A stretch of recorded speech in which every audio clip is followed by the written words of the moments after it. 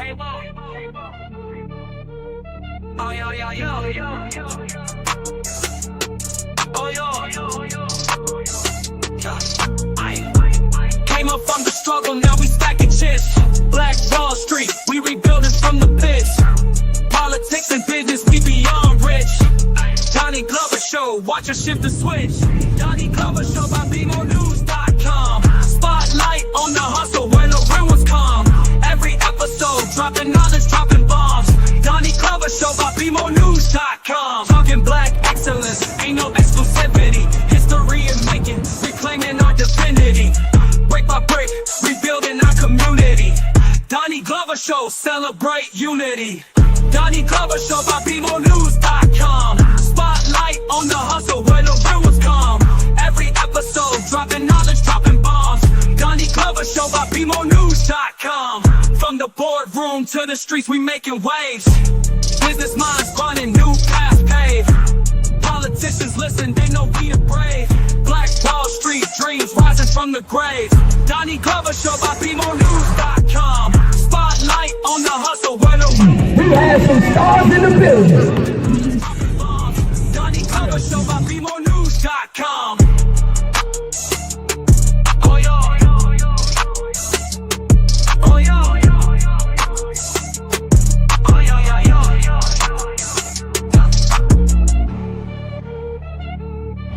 We'd like to welcome you to BeMoreNews.com, the news before the news, where we uncover the truth. Special thank you to our executive producer of Be More News in Niagara, Mr. Emmanuel Price. We're up here this is the New York side, and that's the Canadian side, and we will be there for the New Year's dropping of the ball or somewhere around here. Very beautiful Niagara Falls, some of the best water in the world. So make sure you get out, get your passport, and do some traveling.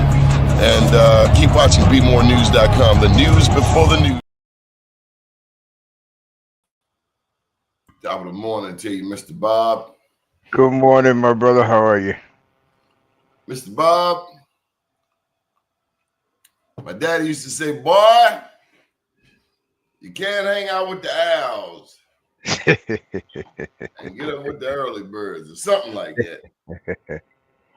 Do you remember any of the sayings that your parents or grandparents said?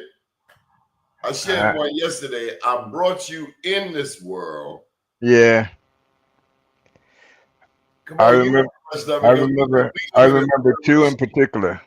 We live in a generation, you can't say these things. They're politically incorrect for you even to associate with them. I remember two in particular, Donnie, not from my grandfather, because he didn't talk a whole lot. He looked at you and you sort of knew what he meant. But my grandmother had two sayings that I'll never forget. She always said, 2 wrongs don't make a right. And secondly, she used to say, if you don't start it, you won't have it to quit. That's it. I'm somebody told you, I brought you in this world. world. Yeah. I heard that. But my grandmother raised me. I heard other mothers say that to their children, but my grandmother would never say anything like that to me or my brothers or sisters. My mother may have said it to one of my brothers at some point in time. I can't specifically say that I remember, but I know that my grandmother, who raised us, would never say such a thing. Well, here's another one. Call the police on my mother. Go ahead. Hey, my mother, Bin Laden, ain't have nothing on my mother. Yeah. Who you didn't do that, did you? What? Call the police on your mother? No. That was a program. That was a thought that I never thought to have. Oh, I was about to say no, because that nobody I know even considers it. We didn't call police for nothing, because the police where I'm from, I only did one thing. That's either lock up or kill black folks. So we never called them. They might have come uninvited, but we never called them. Mr. Bob, do you see a new Baltimore happening before your very eyes?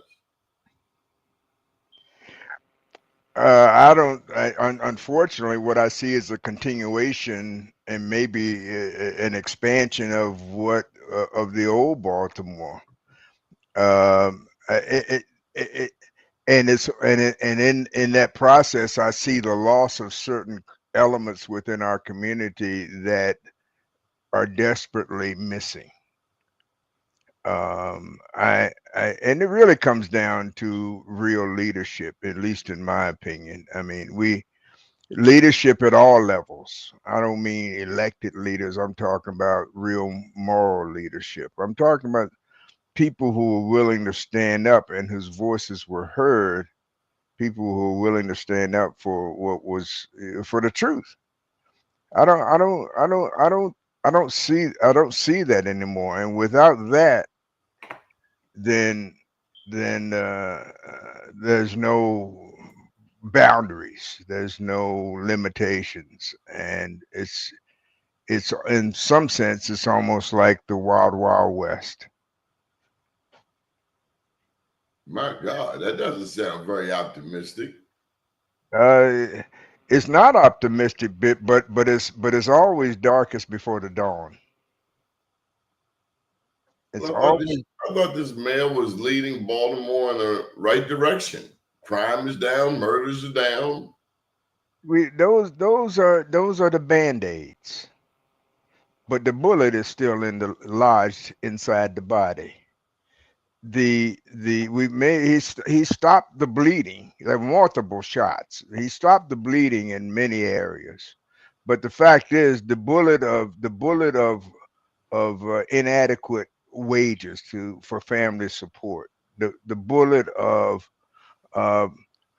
of returning citizens not really having an opportunity to have a productive life because the scourge of what they previously did and supposedly paid for remains over their head for the remainder of their lives. And I'm not talking just about the ones who are on the registry of pedophiles or whatever.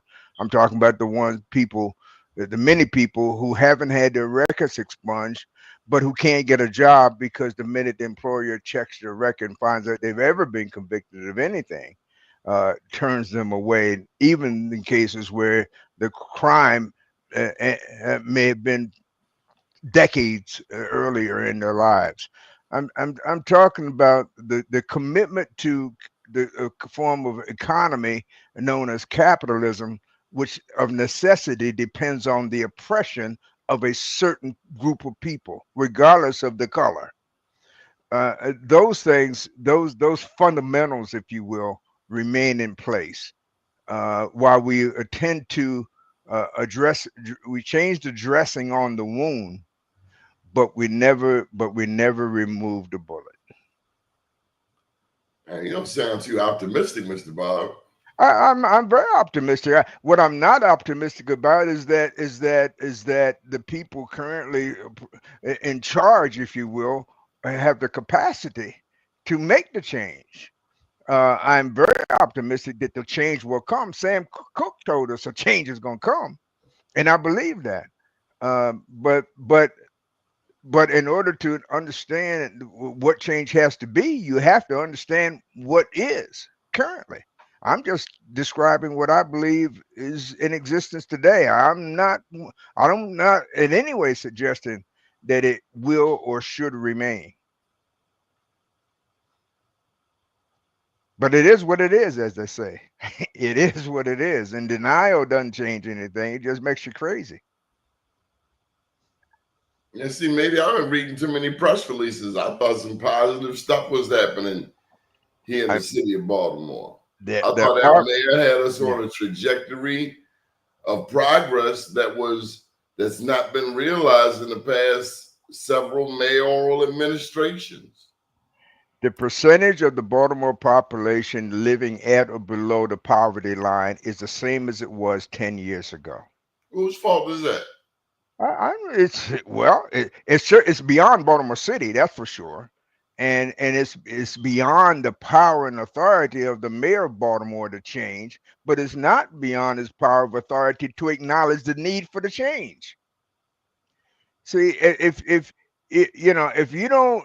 You may not be able to change it by talking about it, but if you don't talk about it, you'll never change it. So what I see is a continuation of the past. Those who have get more, and those who don't get less. Whose fault is it? I mean, is it the school superintendent's fault? Oh my goodness. I don't want to focus on. I want to focus on the remedy, because there's too much. If you mean by blame, there's too much blame to share, and trying to figure out who to attribute the blame to doesn't really matter uh, uh, at all. It's not really relevant to figuring out what the fix is, unless the people who are at fault are become obstacles to the change. Then you've got to talk about them and identify them. But the change I'm talking about is systemic. It's endemic. It is near. Uh, you know. Uh, uh, Almost part of our DNA. We for so long we've been in a make it take it world. For so long we've lived in a place in a world where it's the survival of the fittest, where the lion is king of the jungle. We've been taught these falsities for so long that they become so indoctrinated and ingrained that trying to figure out where it began or who's at fault or who's at blame really is irrelevant. Because it's the principle itself that's got to be changed, and not the people. And unfortunately, Donnie, the the change only becomes if people believe, and people believe mostly what they hear. And unfortunately, people are not hearing the truth. That is the responsibility of leadership, to make sure that people have an opportunity to hear the truth. And there's very limited opportunity for that now too. As well know, all of the media in this country is owned by just two corporations, or is it two or six? I forget. And the avenues where people can hear the truth are very limited. But more importantly, people have been taught, and they believe only to receive as true things that they hear from certain sources. If you or I say it, people don't pay any attention to it, because we're not an identified source of truth. If they hear it on Fox, they believe it without question. If they used Well, to be. that works the same in the reverse. You ever try to go to talk to a group of black people and your diction may have been just a little too proper? Do you know what happens with a group of black people when you start speaking differently to them? Well, you see, I haven't used the term black or white in my discussion, because you're right. It really doesn't make a difference. The issues that I'm talking about are not racial. They're not racial at all. And whenever and unfortunately, race is relied upon as a dividing point, when in reality the issue has always been not black white, but it's always been green. It's always been control of resources. It's always been the dollar. That's behind it all. But nobody will talk, as I say, because politicians are too afraid to talk about it, because they don't want to be called socialist. Most people don't want to talk about it because they don't understand what socialism really is, and they think that somehow the substance is governed by the label. uh, and many people who think that they've accomplished it, not with against all odds, are saying, if I did it, you can do it. You got to figure your own way through it. I'm not going to change it now that I've got it. I'm not going to change the system to make it easier for you. You got to do it the same way I did, without recognizing that they didn't do it at all, but they are where they are solely by grace. And that's not black or white. That is not black or white. I've often said that in the world of politics, the notion that the differences between poor black people and poor white people are so that the gap is so wide that they can never be merged. I don't believe that. I don't believe that. I believe that is part of that lie to keep them separated, to keep us separated. And every leader that I can recall who's recognized that and started to try to join those two forces has left this world way too soon, according to the needs of the world. But go ahead. I'm looking at white addicts right now in the black neighborhood. Yeah. This is this new phenomenon, but I see it every day. Yeah. And these addicts have wreaked havoc on an already chaotic situation.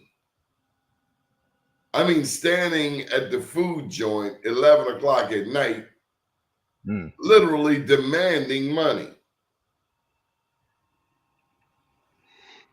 Now, if it was the squeegee kids and some people driving past them in downtown Baltimore, it'd be all over Fox News.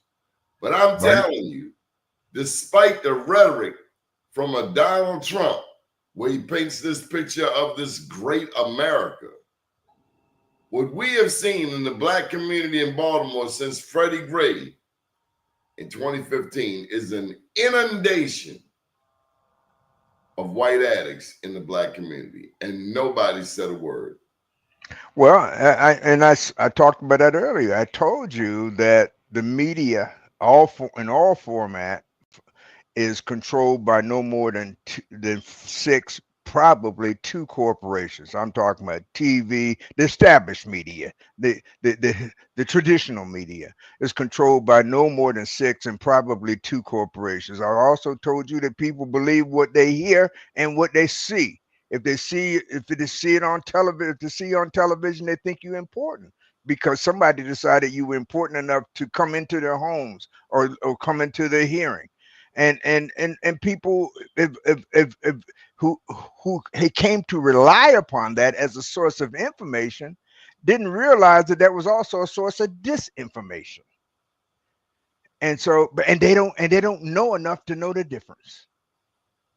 They don't know enough to know the difference. They're uneducated. Where are the kids going to get education in Baltimore City in a school system where D is a passing grade? I want to know why we keep putting these people in charge, making these exorbitant salaries to do the job. This woman makes $350,000 a year. I mean, that's a lot of damn money to come up with some bad numbers. And I wouldn't care if it was $1 million if the result was kids who had a desire to learn. And teachers who had a belief in and a desire to teach. A system which encouraged kids to actually come to school. You know, we turned over the school system to those who think that its success or lack is measured in how much money is spent. That's not the measure of success. In the process, we strip the schools of many attractions that kids are people. They're not little adults. They're full, but they are full people. They were attracted by a shop. They're attracted by home economics. How do we let these people get in here that strip skills from West Side Skill Center, that strips the resources of schools in the black community, who give us crap? How do we let them stay in power? We keep electing them because we believe that if we see them on TV enough, if we hear their voice on radio enough, or on the internet, or TikTok, or Twitter, or X, whatever it's called, then they must be our leaders. And once I thought we escaped slavery in Baltimore, and then came Martin O'Malley, and then I realized slavery wasn't over. And it's been a continual roll. You know, I really want to take Carl Stokes in one hand and Lawrence Bell in another. I want to go back in history and bang both of their heads together. Well, 1989 is where we blew it. We'd had a black man for 12 years. Carl Stokes got out there, and I don't usually talk, but these are the facts. He said he was from Loyola. Lawrence Bell got out there, was buying some damn suits from Philadelphia. And it's like, damn, is this the best we got? And then your boy Pete went over there and endorsed Martin O'Malley. And And he locked because up everybody except the ants and the yeah, mosquitoes. he did that. He did that, and in consideration of Ricky Spector agreeing to take his daughter on her ticket from what was then the 5th Councilmatic District, it was a deal made. But that deal and no deal politically has never been made for the benefit of the people. First of all, you got to define who the people are, Well, right? we define the people are you and me and the people that look like us. And I tell you, karma came back and bit them in the butt. It took 15 years, but they shoved the Martin O'Malley down our throat, and then Freddie Gray happened 15 years later. And it was really in that 15-year period that we had a chance to break free from slavery. Yeah, you say they shoved it down our throat. I say we sat there with our mouths wide open. Some of us did. Some of us went over there and asked that white boy, lock my son up. Yeah. And we're still saying it. We still talk about the youth problem as though it's somebody else's. We still talk about the kids as though they don't live in our neighborhoods. We still talk about as though they're foreign invaders, or maybe We still Trump let is, other people who can't raise their children tell us how to raise ours. that's right. Maybe Trump is right. Maybe the country has been invaded from within. Maybe it might, maybe he's right about that. Maybe he's right to try to return what he believes, return the country to a whites only facility, which is really the objective. It was What? never No, white. no. I said to what he believes. Of course it wasn't. First of all, it was never ours. How do you come to a place where people live in it and declare you discovered it? Because you got bigger guns. Because you got bigger guns. If you can take it, it's yours. But I know one thing, he gonna keep going over there messing with that Ayatollah. And that Ayatollah, I just got a sense that he got a special gift for Donald Trump. And here's the other thing. Put Donald Trump and the Ayatollah in the ring. Let them two fight. Well, if it was just Donald, fight. If it was just Donald Trump, it might make some sense, but it ain't just Donald Trump. Donald Trump is a buffoon, and everybody knows that. The people really know that. I mean, he's a buffoon. He's a bully. And the people who work for him know that the only thing they got to do to keep their job is keep kissing his butt. They don't have to. The only qualified person he ever hired was Stormy Daniels. But he's not the real. What about the Netanyahu, who's now dropping bombs in Yemen? What about Netanyahu, who's been indicted more times than Trump, who's killed 50,000 people along in the Gaza and starved another 2 million almost, who's denied food and water and electricity for years, the biggest outdoor concentration camp since the one that was in this country for the Japanese. We don't talk about the inhumanity of humanity, and that didn't start with and that's not going to stop with Donald Trump. That's not going to stop with Donald Trump. But you don't hear the media talking about that. You hardly hear a whisper.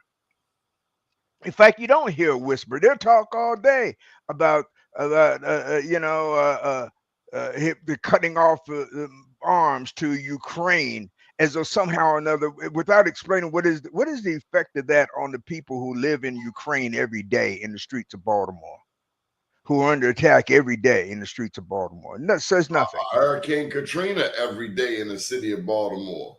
Right. Or the people in Kerr County, Texas, who didn't have an early warning system because they didn't want to spend $50,000 to upgrade the system they had. It was too much. The price tag was too high. What does that really mean? That means the people who had the money, who controlled the people making the decisions, decided that that's not something they wanted to, because they didn't live in the valley. They live up on the mountainside. Water wouldn't go wash their houses away. So like I said, it's all about, and then we've got people the greatest impediment to change is you got people believing that they don't have the power to make it happen. Once you took the chains off of Pavlov's dog, he still didn't leave the yard, not because he was physically chained, but because the chains in his mind persist. And that's what we have here. That's what we have here. And so how do you change? How do you have people believe that, listen to what the people somebody has to say. Don't decide that it's a lie because it's coming from the mouth of a so-called Democrat. Don't decide it's a lie because it's coming from the mouth of a so-called Republican. We're not born Democratic or Republican. We're born as human beings. And and we don't value humanity anymore. We value what you can do for me. And that's the problem. We've got comfortable, Mr. Bob. I think about Martin Luther King. I was telling somebody about Martin Luther King coming to Baltimore in 1968. Over there on Gate Street. He was in the back of a convertible. I was thinking back to the 1968 riots where they had the National Guard out front and tanks coming up North Avenue. Right. I was thinking about model cities. They used to pull up. They had a big old tractor trailer and pull the stage out, had basketball. And this was to quell the Negro after the assassination of Dr. King and John F. Kennedy and Malcolm X and all of that turmoil. And they were giving up coupons to black people, weren't they? They were giving up bonuses and doing anything to get black people to stop rioting. Is that true? I was a sophomore at Morgan in 1968, and what I recall is that what you're saying is true. I actually I used to say I met Martin Luther King. That's not really met wouldn't mean there would have been some sort of exchange. I was in the same proximity to Martin Luther King once on an elevator in downtown, the hotel on Baltimore Street. I didn't know who he was. He was only about 5'7" because I stood over him actually. And it was only afterwards that I realized I'd been standing next to in an elevator Martin Luther King. This obviously was before 1968. But what we had in 1968 we don't have today. And I'm not talking about the so-called riots. I'm not talking about the gimmicks. I'm talking about we in 1968 we had Perrin Mitchells. We had the fourth district metro. We had Mr. William Adams. We on the west side. We had some leadership in East Baltimore. We had people who, we don't have those. We had the Goon Squad. We don't have those things today, Don. We had Black October. Yeah. I was telling a young man about, he's a year younger than me. He knew nothing about it. Off the Pusher. Yeah. We had people who were concerned about more than how much they could get out of it for themselves. That's when you would hear the Mitchell name a lot. Baltimore NAACP. The Mitchells, you used to hear a little bit about the Murphys, and that was a downside to that as well. If you weren't one of the name families, you weren't as likely to have a voice and as that was heard as broadly as other voices. But at least there were voices. We don't who's our leader? Who's the leadership today? Is it Al Sharpton? I mean, who is it? Who's providing it? We don't hear about Dr. Robert Turner at the Empowerment Temple, except when he's doing his monthly walk from Baltimore to Washington. But we don't hear much about the concept of what I call restitution and not reparation. Reparation is equitable. Restitution is a legal claim. Restitution is what criminals have to repay that they've taken from the victims. What the black folk in this country, to me, is a lot more like restitution than it is reparation. But I don't ultimately care what name you call it. The point is there's an unpaid debt. But we don't hear about that. You don't hear his name in the paper on a regular basis. You don't hear people say go into the Empowerment Temple to listen to his messages. We don't hear that except on special occasions. Why hear it during Black History Month, on Juneteenth? But other than next year, according to Trump, there ain't gonna be no Black History Month in this. And it might not be no Juneteenth because y'all have too many holidays. It's costing somebody too much money for y'all to have that holiday. And we sit back and we wait for people like Tim Scott uh, and or Hakeem Jeffries. We wait for them to give us leadership. Come on, man. We can't follow Hakeem Jeffries. Give me if you want to learn how to rhyme. He's good at that. Man, they let that black man talk last week, and the first thing out of his mouth was about protecting the Jewish people in New York City. I'm like, am I looking at a black man with a Muslim name, and he's talking about another community before his very own? Yeah. And then they said he's a member of this APAC, and it's like, oh, so they bought his silence? Oh, yeah. Well, I'm just saying, ain't you black first? So why are you representing their interests first? Shouldn't you be representing your own interests first? Because you can't play the quote race card. If you talk about being black first, then you're playing the race card. We got to come together. Well, we're not entitled to have any self-interest because the only interest that we recognize is that we're told is ours. No, I recognize Ibrahim Traore in Burkina Faso, and they done tried to kill this black man 20 times, but he done put the European, including the French, OUT out. Get out. That's what Idi Amin did. Remember they tried to say Idi Amin was a cannibal? No, Idi Amin said, you white people, you got to go. That's right. Just leave. Right. Leave now before I hurt you. All right. That is exactly right. And when that happens, we don't interpret that as self-preservation. We don't as it is for other people who say that. Stealing our diamonds, our cobalt, our magnesium, our silver, our gold for decades and hundreds of years. Take, only to get the resources and take it to somewhere back like to France. And then you got your black woman there to say to you, Bob, I want to go to Paris. after France to just rape Francophone Africa, Mali, Niger, Cote d'Ivoire, Cameroon, all of them natural resources are going to rebuild France, and they tell me Paris is a dirty city. Well, it's not just Europe anymore, but I mean the neo-colonialists are from Asia. They're Chinese. They have taken the European first. Well, we had to put them in line. Hold on, the Asians gonna go over there. The Europeans right here.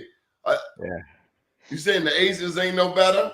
Not a lick better. I mean, the Chinese have taken over where the white Europeans left off in Africa. They're now, they'll come in, loan you the money to build a road, and then charge you exorbitant interest on the loan. And guess what? I'll wipe the debt off if you give me title to the road. So now guess what? So now the fee-paying road, the toll road, which will continue provide a source of revenue, is not yours anymore. It's mine. It's sitting in your country. It's running through your villages. It's going right down through your country. But it's not yours. It belongs to me because you couldn't pay the debt. You couldn't pay me back the money that I loaned you so that I could hire the people to come here to build a road. I didn't hire your people to build a road because you don't have the skills. But the cost to me of building your road for you, I'm charging back to you at a debt at an interest rate that you can't pay, and so therefore you have to give me title to your property. I'm with the new Hannibal and whoever it is that's going to go to Rome and these other cities and take back our treasurers and put them back in Africa. Well, I'm not going to put them back in. Look. We have African ancestry, but I'm an American black. Right? That means I got a legacy. That means I got the same legacy you do. I got a legacy of slavery in my family and in my background. I've never stepped in. But we also got a legacy of freedom. Yeah, yes. You cannot prove. Can you prove that your people were slaves? Well, We Can weren't you slaves. prove We, that we weren't. any of We your weren't. ancestors? I don't have to. Because I wasn't a slave when I got here. But I wasn't a slave when I got, and I wasn't a slave when I got off the boat. I became a stakeholder and owner of the land that I stepped upon. The same way the framers of the Constitution became. How did the people who framed the Constitution become citizens? They There wrote was no Constitution at the time. they wrote the story, and not only did they write the story, we have the records of what was going on here before they came here. I know somebody in 1300, in 1200, in 1100 did a cave drawing or something. We all Yeah. of the records of what was going on here before the European came. You telling me there were no records whatsoever?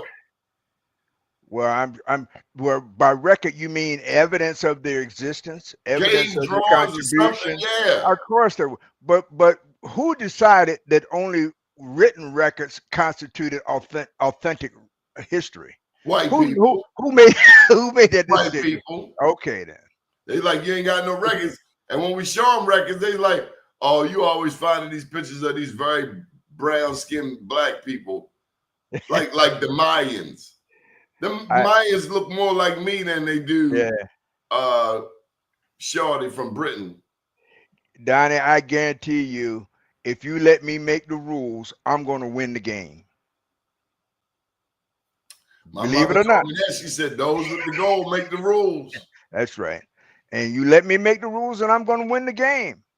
But we've been taught not to challenge the rule maker, the rule maker's authority to make the rules. We've been challenged to complain a little bit about how the rule impacts us.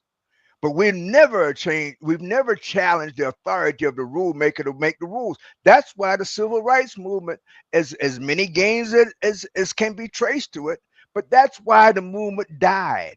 And it died a slow, painful death. It wasn't even given a transitional ceremonial burial. I It thought just it died died. because we went shopping. No. We went shopping because we didn't know what else to go. What else to do? We got all the way out Liberty Road. We put down the picket signs. We stopped going to PTA meetings, the NAACP meetings. We start buying clothes from Owens Mills Mall, and we ain't looked back since because we got bunny rabbits, deer, and foxes. No more triggers, rats, and roaches. And that's because the movement never said where it was supposed to wind up. They say, "Come on, Liberty get and on Old board." Court. Huh? Liberty and Old Court. Yeah. Well, you know, Sister's place. nature. I'm real identity. Yeah, I know.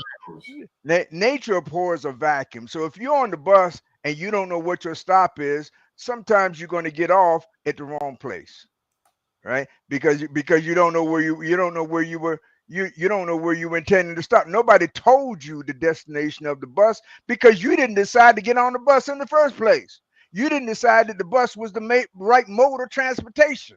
You didn't make any of those decisions because you had been taught that you didn't have the ability to decide for yourself. So you must follow my guidance. You must do as I say because I know what's best for you.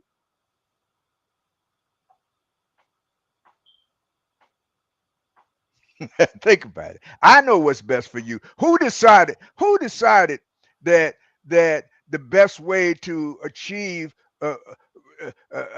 educational opportunity for black kids was to force white schools to open up to put black kids in a war zone where at the time they were supposed to be educated, they had to fear for their physical safety.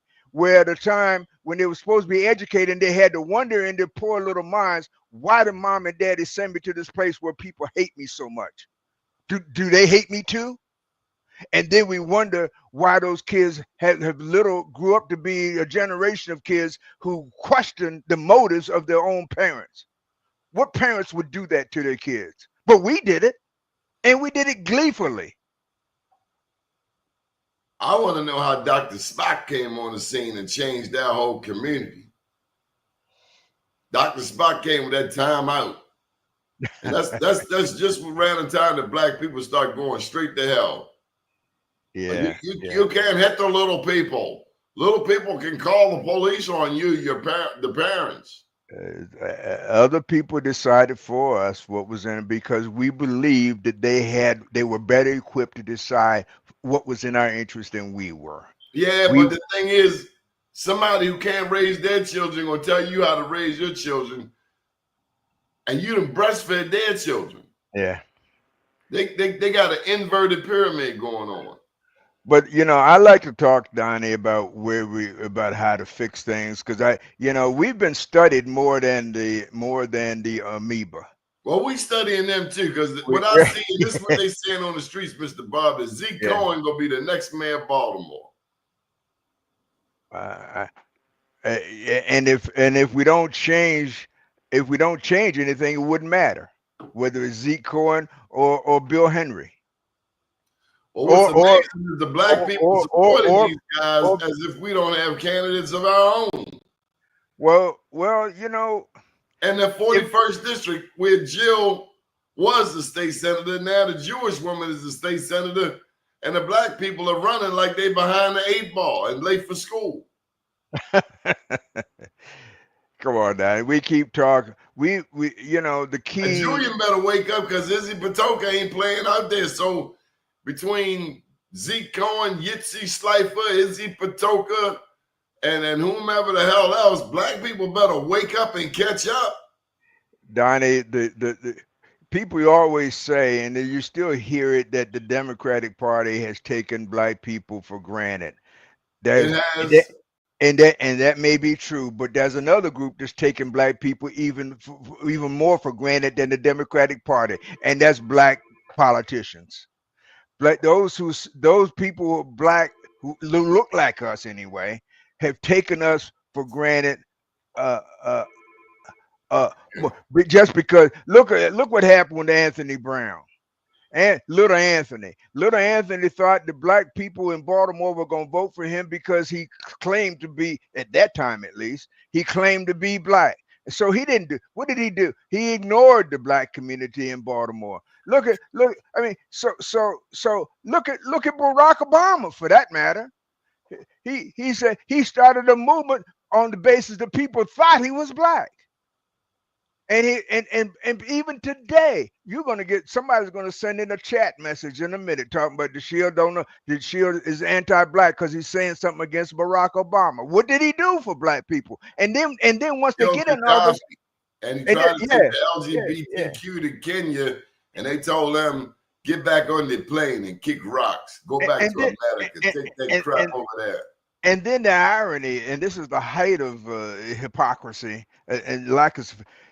They get in and then we ask them to do something and they say I can't, and we give them a pass because we say, well, if we push him too hard, white folk won't vote for him and he won't win again. Well, wait a second, guys.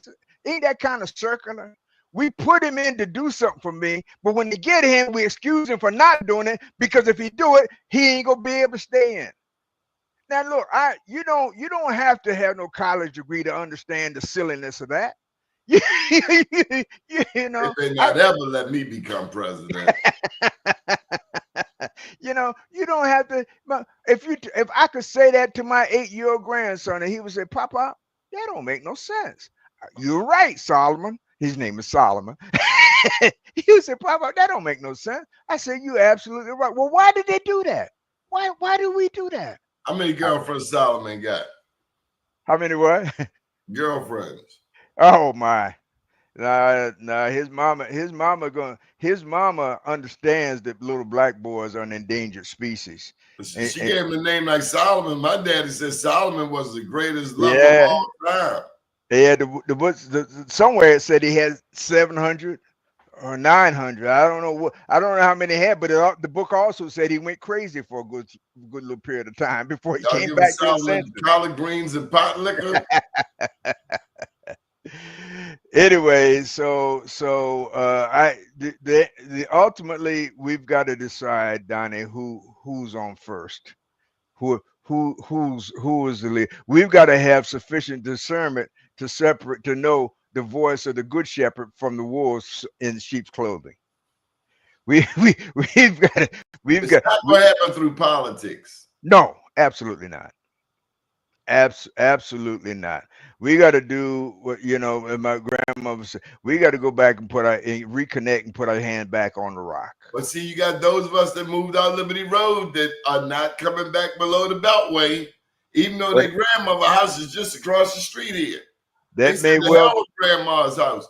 that Now, may that may that may meanwhile, that you got Bobby and Lucy who breaking in the back door and they sleeping in grandma's kitchen as squatters. Fortunately, the rock that I'm talking about is not bound by geographical limitations. The rock that I'm talking about is one that you find, if you find it at all, within your heart and your soul. So you take it with you. If grandma put it there, you may be ignoring it. You may be acting like you don't have it. But one of these mornings, one of these great getting up mornings, that bell, that thing inside you is going to say, "Hey, I'm still here. I'm still here." And until we listen to that voice, until we know that voice and hear it call us by name, which it will, then things ain't gonna change. Do you still hear your grandma's voice? Every day. Somebody Every day. prayed for you, had you on their mind, took the time and prayed for you. Absolutely. Every day. Every day. And if it Do we wasn't for have that, praying grandmothers anymore, or do we have twerking grandmothers? Can you imagine your grandmother with a tattoo at the bottom of her back? Every time she bend over, grandma got an eye winking at you.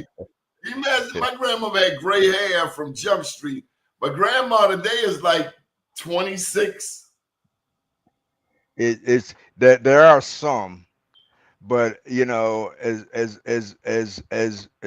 Malcolm said in his Ballad of the Bullet speech in 1963, I think it was, we can spend the rest of the day talking about the many differences among us, the many weaknesses, the many deficiencies, but we're only going to make progress if we talk about our common enemy, our common objective. So Can I'm going. Julian Jones become county executive without talking about black people? Can he? Can he? He could. It's possible, and I think he thinks that that's best. Oh, another Barack Obama? Exactly right. That ain't no good. Well, that's because we didn't raise Julian Jones. We didn't raise Barack Obama. No, We didn't. Julian went to Dunbar. We did raise him. No, I keep telling you, you know, you know. And what happened when he went to Anne Arundel County? Maybe that's where they took him out back to the woodshed. And to be elevated to the position that he had within the fire department in Anne Arundel County, I guarantee you didn't get that being a black man. Oh, he had to change up his vernacular a little bit, huh? Change the vernacular. He had to change his interest. He couldn't talk that black talk. He couldn't. He couldn't walk with swag anymore. No. He had to make them think he was just like they were. And the problem with that is, if you don't do it deliberately. Now, Joe Walker had a play called The River Niger. And in the River Niger, he used to talk about a thing called a nigger toe. All black people got a nigger toe. As you go through the white world, through the white schools, as I did, the Catholic University, Columbus School of Law, they're gonna take a piece of you. There's a fee to pay. It's not just the tuition, but you got to give up something to get through there. It ain't all smoke and mirrors, but you got to always protect that nigger toe. You can't ever let them get a hold to that nigger toe. And some of us, unfortunately, didn't abide by that. That was the first one we offered up. And once you lose that, you lose your own. You lose the capacity to identify for yourself who you are, because that nigger toe holds the key to your survival. It holds the key to your preservation. It holds the key to your identity. Don't ever give it up. On the subway, I thought the dude digging on me, but the dude was hung up in a massive confusion as to who I was. He thought he was trying to see But you see, me knowing me, black, proud, and determined to be free, could plainly see my enemy. Yes, I know him. I once slaved for him, body and soul, and made him a pile of black gold off the sweat of my labor he stole. But his game is old. We've broken the mental hole. Things must change. There's no limit to our range. He can never understand the new black man, let alone see his riding every day, riding on the subway, 8th Avenue, 7th Avenue, 6th Avenue, IND, BMT, IRT. He stares endlessly, blinking, blink, blink. He's on the brink, about to sink. I ask you, shall I help him? Can he be saved? No. Next stop, 125th Street. Boy, you sound a lot like Hakeem Jeffers. And that's I mean no disrespect. Those are last poets, man. Hakeem Jeffers got robbed in that circle. Have a great day, Mr. Bob. See you. Bye. Good morning, world.